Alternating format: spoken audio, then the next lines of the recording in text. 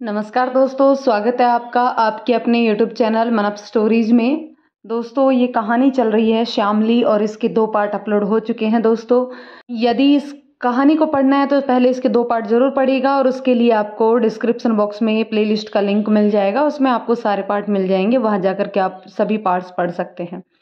तो दोस्तों, चलिए इस कहानी को शुरू करते हैं। उससे पहले मेरा एक और चैनल है जिसका नाम है मनप स्टोक, जिस पर छोटी छोटी मोटिवेशनल स्टोरीज़ आपको सुनने को मिलेंगी। दोस्तों, अगर आपको किसी भी तरीके की क्वेरी अगर हो, अगर कोई अपना यूट्यूब चैनल स्टार्ट करना चाहता हो, उससे संबंधित अगर कोई प्रश्नोत्तरी हो, तो आप वहां जाकर के कमेंट जरूर करिएगा। उस पर मैं वीडियो बनाने की कोशिश जरूर करूंगी। तो दोस्तों, चलिए बिना किसी देरी के साथ इस वीडियो को शुरू करते हैं। इधर आ बेटी, देख, तेरे पापा तुझसे बहुत प्यार करते थे ना, इसलिए तुम्हारे लिए एक सपना देखे थे कि तुम डॉक्टर बनो।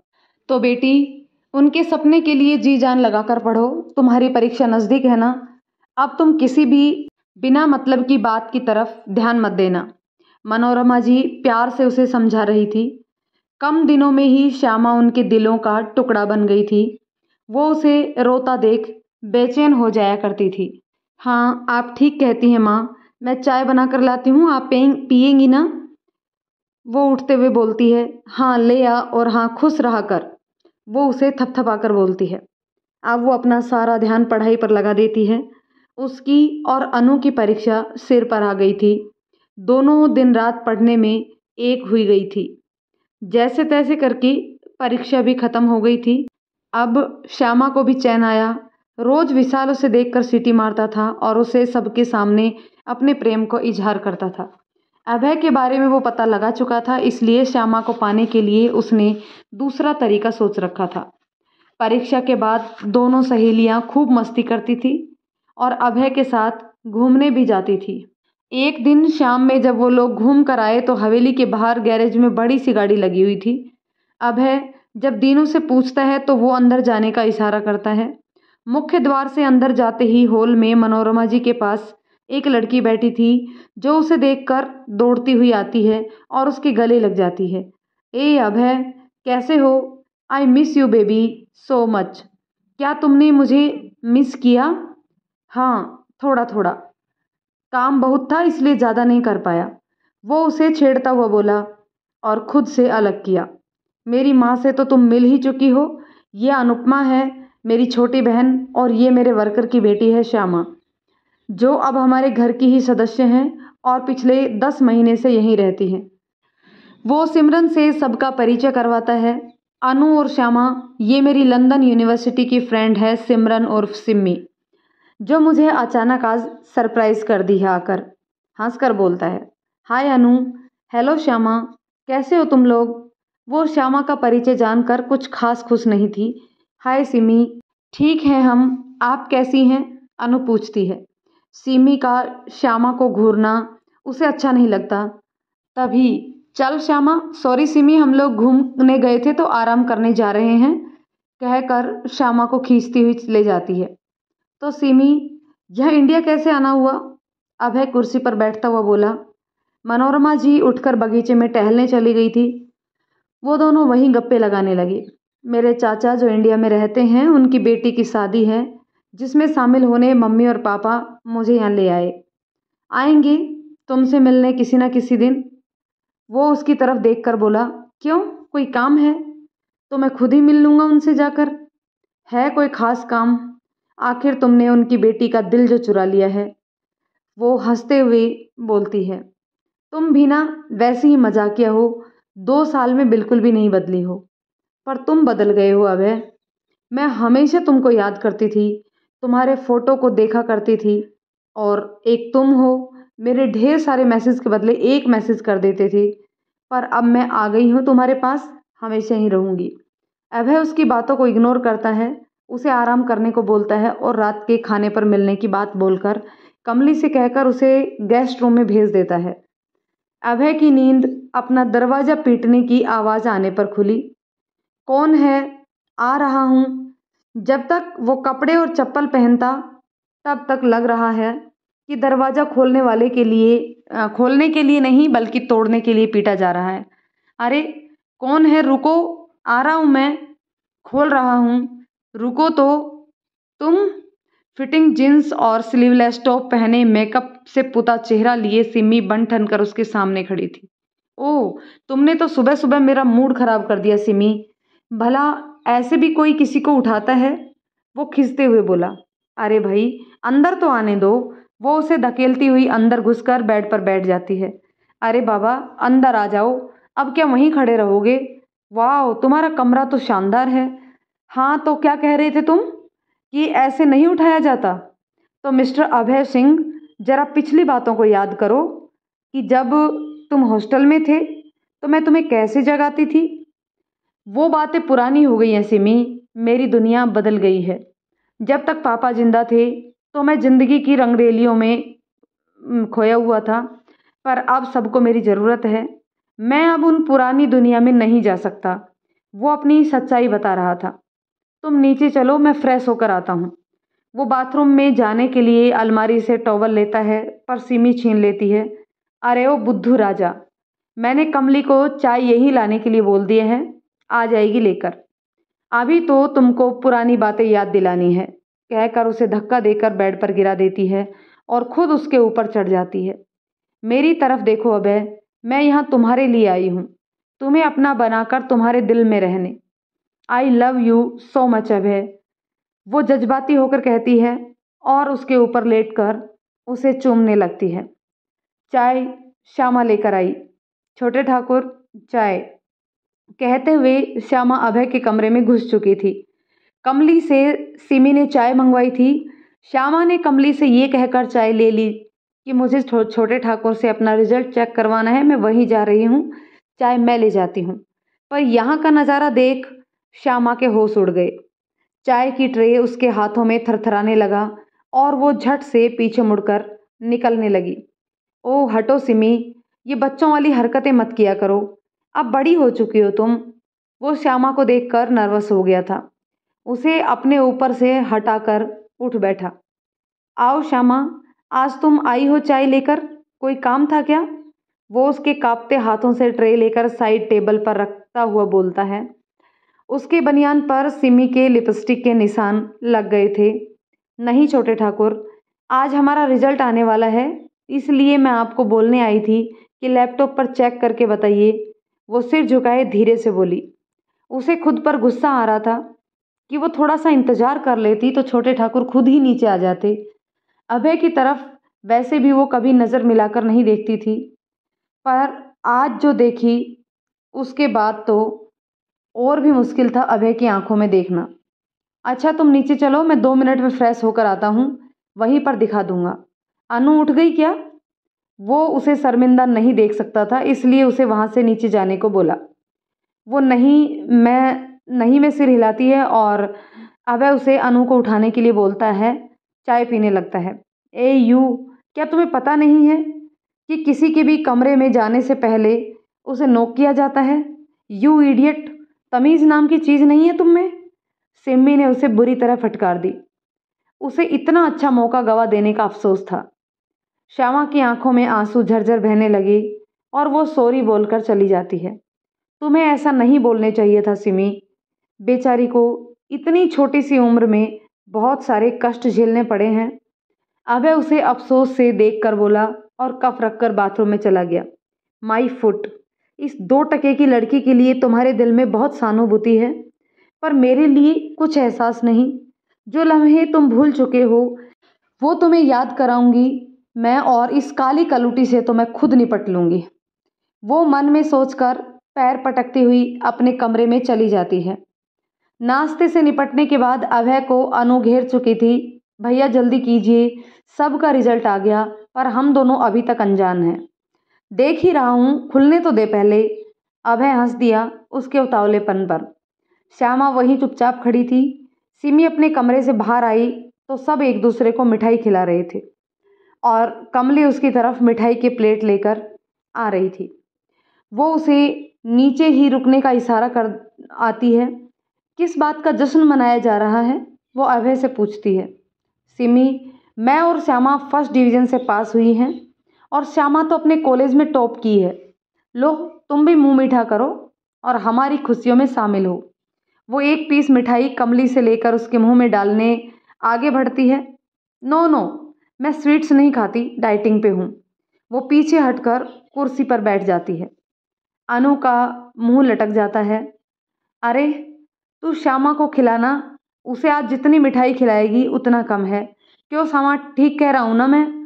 पूरे कॉलेज में टॉप किया है, सारा मिठाइयाँ खा सकती है। सिमी के मना कर देने से अनु को उदास देख अभय उससे हंसकर कहता है। वो भी हंस देती है। हाँ बेटा, आज श्यामा ने अपने पिता का नाम ऊंचा कर दिया है। आज उनकी आत्मा बहुत खुश हो रही होगी। बेटी, अब तुझे उनका डॉक्टर बनने का सपना भी पूरा करना होगा। मनोरमा जी उसे प्यार से दुलारते हुए बोली।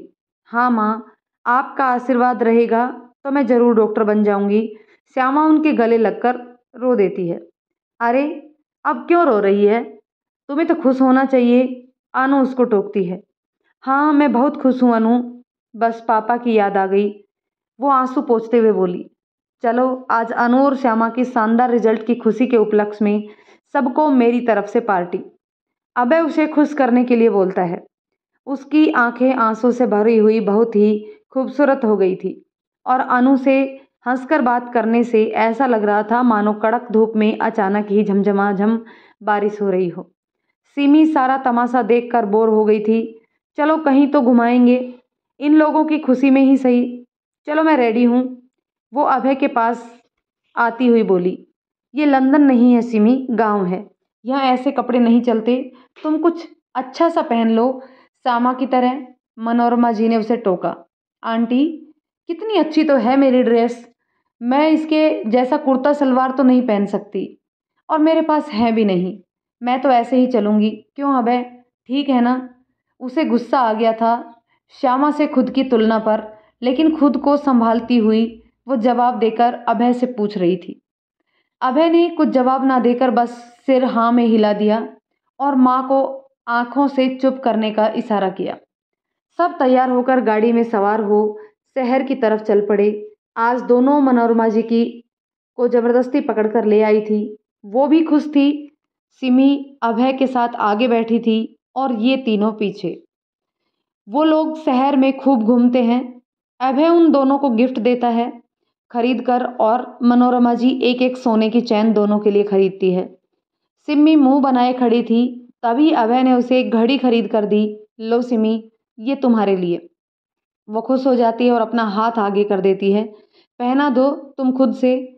मनोरमा जी बेरुखी से उसकी ओर देखती है। उसे सिमी का बेबाक अंदाज बिल्कुल अच्छा नहीं लगता है। वो श्यामा और अनु से बातों में लग जाती है। श्यामा सब कुछ देख रही थी। उसे भी सिमी कुछ ज़्यादा अच्छी नहीं लगी, पर वो जान गई थी कि अभय और वो एक दूसरे से प्यार करते हैं। सब देर रात तक खाना पीना खा कर आते हैं। सब बहुत खुश हैं और श्यामा तो कुछ ज़्यादा ही खुश थी। आखिर उसने पहला पड़ाव पार जो कर लिया था। आज मैं यहाँ तक पहुँची हूँ, इसमें 3 लोगों का बहुत ही सहयोग रहा है। मुझे आगे बढ़ाने का हौसला देने वाले और मेरे सिर पर छांव देने वाली मनोरमा देवी और अभय सिंह ठाकुर हैं। वो दोनों मेरी ज़िंदगी में सूरज की तरह रोशनी बिखेर कर मुझे अंधेरे से बाहर निकाल लाए हैं। मैं इनकी आभारी हूँ कि इन लोगों ने मुझे राह दिखाया और आज मैं अपने कॉलेज में सबसे अधिक नंबर ला पाई। मैं अपनी जीत के मेडल और इनाम इन्हीं को देना चाहूँगी। श्यामा को अपने कॉलेज में सम्मानित किया जा रहा था, तभी वो ये सब बोल रही थी। माँ और छोटे ठाकुर, प्लीज़ यहाँ आइए। कॉन्फ्रेंस हॉल से वो उन्हें पुकार रही थी। सब नीचे लगे कुर्सियों पर बैठे थे। सादे सलवार कुर्ती में हल्का सा काजल लगाए, कानों में छोटी सी बाली, नाक में छोटी सी बूंदी और बालों की लंबी चोटी बनाए वो परियों की रानी लग रही थी। भले ही वो सांवली थी, पर उसका नैन नक्श और चेहरे की बनावट उसे हजारों गोरी गोरी लड़कियों से अलग झलक देता था। अभय उसे गौर से देखता है और सिम्मी से उसकी तुलना करने लगता है। सिम्मी बेहद ही खूबसूरत थी, पर उसका मॉडर्न अंदाज अभय को बिल्कुल अच्छा नहीं लग रहा था। वो श्यामा के सांवले रूप में शायद खोने लगा था। उसके कॉलेज से निमंत्रण आया था, जिसके कारण सब गए थे। अनु तो खुशी से उछल रही थी। उसे अपनी दोस्त पर नाज हो रहा था। सिमी भी उनके साथ आई थी, पर अब अफसोस कर रही थी क्योंकि उससे श्यामा की खुशियां बर्दाश्त नहीं हो रही थी। प्लीज़ सर आइए। कॉलेज के प्रिंसिपल अभय को मंच पर बुला रहे थे। वो माँ का हाथ पकड़ता मंच पर जाता है और श्यामा के सामने खड़ा हो जाता है। प्रिंसिपल श्यामा को मेडल और इनाम देते हैं, जिसे वो लेकर मेडल तो माँ को पहना देती है और इनाम की राशि अभय के हाथों पर रख देती है। माँ के पैरों को छूने लगती है, पर वो उसे पकड़कर गले से लगा लेती है। उसकी आंखें खुशी के आंसुओं से भरी थी। अभय उसे दिलचस्पी से देख रहा था। हाल के बीच में एक कुर्सी पर बैठा विशाल उसे गौर से देख रहा था। उसे अभय का श्यामा को देखना गुस्सा दिला रहा था। सब दोस्त उसे समझा कर थक गए थे कि श्यामा को भूल जाए, उस ब्लैक ब्यूटी के चक्कर में पड़कर अपना नुकसान ना कर बैठे, क्योंकि अभय सिंह उसके सरप्रस्त थे। कुछ भी गलत होने की स्थिति में वो कॉलेज से भी उसे निकलवाया जा सकता था। विशाल के पापा के ट्रस्टी होने का भी कोई फायदा नहीं होता, क्योंकि ये कॉलेज अभय के पिता के द्वारा बनवाया गया था, जिसे अभय के द्वारा समय समय पर लाखों रुपए डोनेशन के भी दिए जाते थे। विशाल को तो श्यामा को पाने का जुनून सवार जो हो गया था। वो अपने दोस्तों के बीच आज उसे प्रपोज करने की शर्त लगा चुका था। उसके सब दोस्त अपना सिर पीटते हुए इसके लिए दुआएं कर रहे थे। प्रोग्राम खत्म होने के बाद श्यामा अनु को अपनी सहेली अभिलाषा से मिलवाने लाती है। ये मेरी पहली और अंतिम सहेली अभिलाषा, और अभिलाषा ये मेरी सहेली अनु। वो दोनों का परिचय करवाती है। अभय मनोरमा जी और सिमी के साथ कॉलेज के ऑफिस में बैठा था, जहां प्रिंसिपल उनके आवभगत में लगे थे। इसी बीच विशाल एक लड़की को श्यामा को बुलाने के लिए कहता है। स्वीटी, जाकर श्यामा से कहो प्रिंसिपल सर उसे ऑफिस में बुला रहे हैं, और हाँ, मेरा नाम मत बोलना, वरना पता है ना मैं क्या कर सकता हूँ तुम्हारे साथ। वो उसके कंधे से दुपट्टा उतार कर उसके हाथ में डालकर मसल देता है। अब जा और किसी से भी इसके बारे में बात मत करना। हंसता हुआ सीढ़ियों के पास उसके आने का इंतजार करने लगता है। स्वीटी को डर से पसीना आ रहा था। वो श्यामा को जानती थी, बहुत ही शांत और अच्छी लड़की थी, पर उसे विशाल से बहुत ज़्यादा डर लग रहा था। वो मजबूर थी। श्यामा, तुझे प्रिंसिपल सर ऑफिस में बुला रहे हैं, कोई काम है शायद, मुश्किल से कहकर वो वहाँ से चली जाती है। हे भगवान, इसकी रक्षा करना, कुछ गलत मत होने देना प्रभु। वो उसके लिए दुआ कर रही थी। तुम दोनों बातें करो, मैं आती हूँ। वो कैंपस से चलती हुई सीढ़ियों के पास आती है। जब विशाल उसके सामने जाता है, श्यामा रुको, मुझे तुमसे एक बात कहनी है। विशाल उसे हाथों से रोककर बोलता है, मैंने तुमसे पहले भी कहा है कि मुझे तुम्हारी कोई भी बात नहीं सुननी, तुझे समझ में नहीं आता है क्या? वो गुस्से से बिभर गई थी। सब स्टूडेंट आज के प्रोग्राम पर कैंपस में बैठे बातचीत कर रहे थे।